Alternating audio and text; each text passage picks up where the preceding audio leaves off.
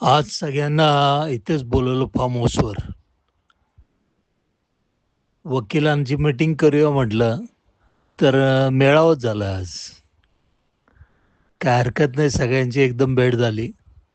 आता मलाच टेन्शन आलंय. सगळे वकील आलेत आणि सगळे प्रॅक्टिसवाले आहेत. सगळे जजमेंट कोर्टात मांडणार आहेत. आता यांच्यासमोर काय बोलायचं, आता मला टेन्शन आलंय. हां, ठीक आहे. एक आहे की आज जेवणाचा मेनू सगळा ग्रामीण भागाचा केला आहे. व्हेज केलंय. नॉनव्हेज करणार होतो, पण आता नवरात्र चालू म्हणून नाही केलं. आणि फार्म हाऊसवर चालणार नाही ना नवरात्रीला नॉनव्हेज म्हणून. बरं असो. मी काय म्हणतोय, मला एक विचार आला डोक्यात, की वकिलांना भेटलो नाही, सगळ्यांना भेटलो, एकदम भेट झाली नाही. एक मीटिंग करावी. सांगली, कोल्हापूरचे, सातारचे बोलवावेत. मग काही जण म्हटले कोकणातले बोलू, गोव्यातले बोलू, पुणे मुंबईचे बोलू. असं वाढत वाढत झालं तर आज मेळावाच झालाय. मीटिंग करायची ठरली होती, पण तुम्ही सगळे आलात.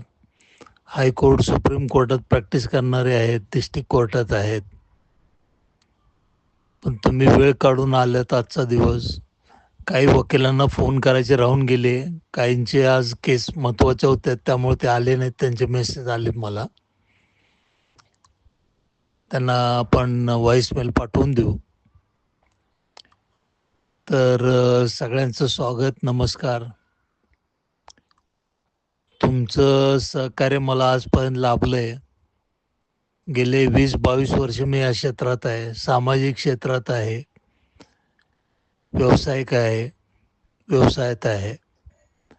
पण मी अभिमानानं सगळ्यांना सांगतो आणि सगळ्यांना माहीत आहे, की रणजित बाबरनी 22 वर्षाच्या करिअरमध्ये कधी कुठली केस हरलेली नाहीये. आणि किती केसेस लढले आहेत, आता आपल्याला जरा रेकॉर्डमध्ये बसलं पाहिजे. कारण सिव्हिलच्या केसेस आहेत, क्रिमिनलच्या आहेत. क्रिमिनल कमी आहे, पण सिव्हिलच्या आहेत. परत ह्याच्या आहेत, सोशल आंदोलनाच्या आहेत. आतापर्यंत एवढ्या केसेस झाल्या आहेत, त्याचा एकदा हिशोब काढला पाहिजे. पण रणजित बाबरनं या 22 वर्षाच्या करिअरमध्ये एक पण केस हरलेली नाही. हे श्रेय माझं एकट्याचं नाही, तुमच्या सगळ्यांचं आहे. तुमच्या सिनियर लॉयरांचं आहे, तुमचं आहे. तुमच्या सहकार्यामुळं मला धंद्याला लीगल बेस देण्यात तुमचं महत्त्वाचं वाटा आहे. तुमचं सहकार्य असंच पुढं मिळत राहील अशी अपेक्षा करतो. आणि काही वकील आता या लागलेत आणि काहींचा मेसेज आला आहे, की कोर्टात महत्त्वाच्या केसेस असल्यामुळे येऊ शकत नाहीत. ठीक आहे, त्यांना व्हॉइसमेल करू आणि पुढच्या वेळेस एखादी चांगली तारीख घेऊन बोलूया. तर दुसरी गोष्ट एक सांगायची होती. आता काही वकील मित्रांनी पण मला सांगितलं, की "दादा काय झालं, कसं झालं, हे आम्हाला गोष्ट कळली पाहिजे, वेगवेगळी कळती."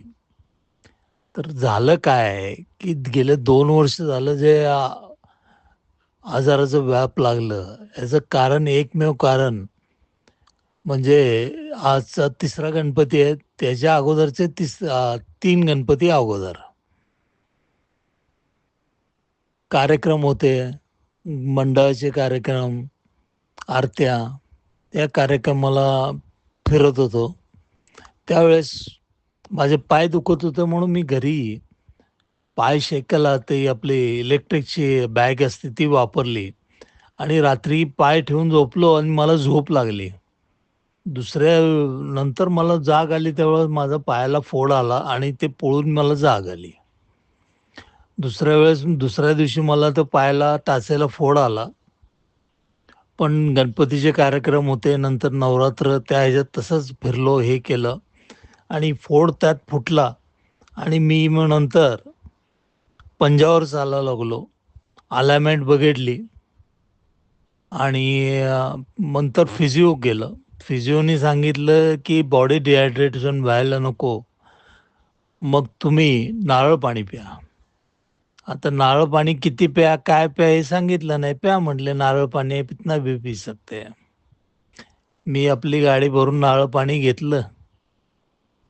सकाळी 3-4 ग्लास, संध्याकाळी 3-4 ग्लास नारळ पाणी पिलं. हे 8-10 दिवस कार्यक्रम चालला. मला पण ते जरा बरं वाटत होतं. पण त्यामध्ये काय झालं, की मला बीपी, शुगर वगैरे काही प्रकार नव्हता किंवा कुठल्या गोळ्या चालू नव्हत्या किंवा कुठले फिजिकल प्रॉब्लेम नव्हते. पण नारळ पाणी पिल्यामुळे माझं सोडियम, पोटॅशियम लेव्हल वाढली. सोडियम, पोटॅशियम लेव्हल वाढल्यामुळं माझं बीपी, शुगर शूट झाला. ते मला कळलं नाही. माझ्या बॉडीचा बॅलन्स बिघडला. त्यानंतर वेगवेगळे कॉम्प्लिकेशन होत गेले. दवाखान्यात नेलं, व्हेंटिलेटरवर गेलो, निमोनिया झाला, काही फिजिकल प्रॉब्लेम येत गेले. त्यानंतर आय-सी-यूमध्ये काढले 4-5 महिने. व्हेंटिलेटरवर महिनाभर काढला. 8-10 डॉक्टरांची एक्सपर्ट टीम होती. नंतर लीलावतीला ॲडमिट झालो. पहिला दीनानाथला होतो. UK, US वरनं डॉक्टर आले. त्यांनी पण सगळं केलं. पण खरं कारण निघालं सोडियम, पोटॅशियम लेव्हल वाढली आणि बॉडी डिसबॅलन्स झाली. म्हणजे माझी कंडिशन अशी झाली होती, की हा ड्रग ॲडिक्ट आहे का काय? माझ्या लोकांच्याकडून, माझ्या बॉडीगार्डकडून, माझ्या पीएकडून, माझ्या बाकीच्या लोकांकडून, मुलांकडून, मुलीकडून, बायकोकडून, भावांच्याकडून डॉक्टर माहिती घेत होते, की यांना व्यसन काहीतरी आहे. खरं बघायला गेलं तर मला व्यसन कुठलंच नाही. मग त्यांना कळालं याला पानाचं व्यसन आहे. तर पान मी कुठं-कुठं खातोय ते सगळ्यांच्या इथनं पानं मागवली आणि त्याचा अँटिडोस करूया म्हटलं. मी म्हटलं ते मला जे पानात मी तंबाखू पण खात नाही, त्याचा अँटिडोस कसा करणार तुम्ही? मी त्या पानाच्या वासावरून सांगितलं कुठलं पान आहे आणि कोणी बनवलंय. मग तो विषय राहिला. त्यानंतर त्यांना पण डॉक्टरांनंतर कळलं, की नारळ पाण्यामुळे एवढा विषय होत आलाय. त्यामुळं नारळ पाणी असू दे, नीरा असू दे, लिंबू सरबत असू दे, ह्या गोष्टी चांगल्या आहेत. पण जास्त प्रमाणात पिण्यात आल्या तर ह्या गोष्टी घातक पण आहेत. त्याचा अनुभव मला आलाय. हे एक अनुभव आलाय म्हणून मी तुमच्याशी शेअर करतोय. मला एक एक्सपर्ट डॉक्टर आहेत, यातले तज्ञ. ते मला काय म्हटले, की "हे बघ," म्हटले, "नारळ पाणी, नीरा आणि लिंबू सरबत हे जास्त प्रमाणात पिण्यापेक्षा ह्याच्यापेक्षा दारू पी, पण हे पिऊ नको." आता म्हटलं तेवढंच राहिलं होतं. त्यात माझा एक मित्र म्हणाला जवळचा, की म्हटलं, "दादाला जर सवय असती प्यायची, तर आमचे फोटो भिंतीला लागले असते," म्हटलं, "हार लावून." विचारायचा हे जोकचा पार्ट आहे तो. पण म्हणजे एवढं ते नारळ पाणी घातक निघालं, की त्याची फळं मी 2 वर्ष झाले भोगतोय. पण आता ओके आहे, 100% ठीक आहे, बरा आहे.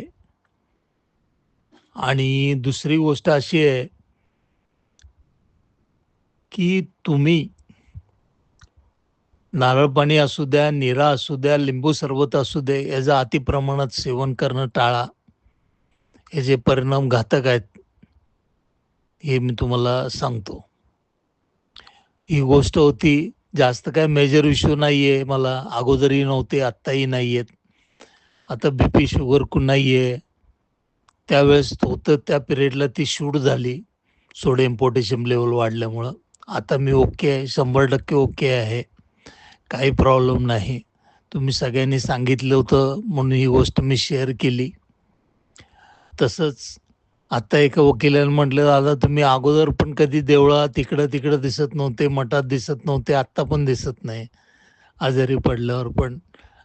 तसं नाहीये. मी काही जणांना माझी लाईफस्टाईल, माझं राहणीमानमुळं असं वाटतंय, की ह्या देव मानतो का नाही मानतो. तर मी देव मानणारा माणूस आहे आणि फक्त मला त्याचं प्रदर्शन जमत नाही.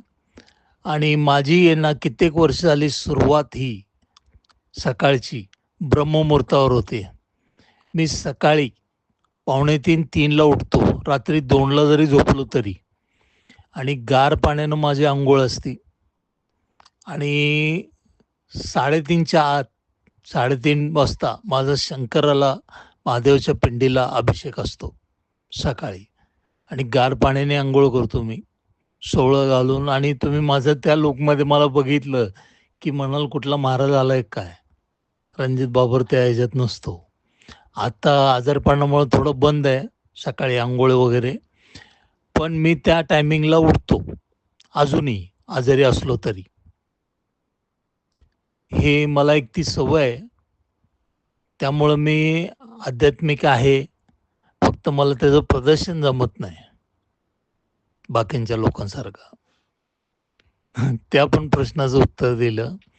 दुसरी गोष्ट अशी आहे, की सर्व वकील मित्र तुम्ही आता बोलवून जवळ-जवळ 75-80 जण झाले असतील. मोजले नाहीत मी अजून. पण आज मेळावाच झालाय.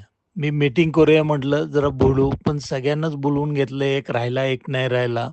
तरी काही जणांना फोन करायचे राहून गेले आणि काही जण केसेस असल्यामुळं ऑन रोड आहेत आणि काही जण येऊ शकत नाहीयेत. असे पण आहेत. पण तुमच्या सगळ्यांच्या सहकार्यामुळं मी इथपर्यंत आलोय. माझी लीगल बाजू तुम्ही कोर्टात चांगल्या रीतीने मांडली, बाहेर मांडल्या. त्यामुळं माझ्या धंद्याला मला सपोर्ट मिळाला. मी कुठले सोशल जे काम केलं, त्याच्यामध्ये कुठले विषय घेतले असतील, ते सुद्धा विषयाला सक्सेस आपल्यामुळं मिळालं. व्यवसायात जे केसेस तुम्ही लढल्या, त्यात विजय तुमच्यामुळंच मिळालाय मला. त्यामुळं मी अजूनही एवढ्या केसेस म्हणजे 125-150 झाले असतील का जास्त आहेत? ते बघूया एकदा बसून. एकही केस मी हरलेलो नाहीये. डिस्ट्रिक्ट कोर्टापासून ते सुप्रीम कोर्टापर्यंत.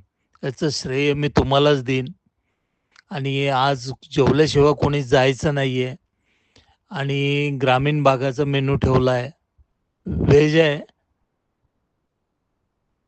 आणि तो याच्यात ताव देऊन खावा, नाहीतर सगळ्यांना पार्सल बनवून देईन. अजून सगळ्यांना जास्त बाकीच्यांना पण बोलायचं आहे. उलट मला टेन्शन आलंय, तुम्ही सगळे आर्ग्युमेंट करणारे वकील आहे. तुमच्या समोर कसं बोलायचं? नाही सवय आहे. ठीक आहे, मी पण आता कोर्टात थांबायला चालू करतो. हाय घेतली डिग्री, पण कधी थांबलो नाही. पण आता कोर्टात थांबायला चालू करतो. चालेल. धन्यवाद. धन्यवाद.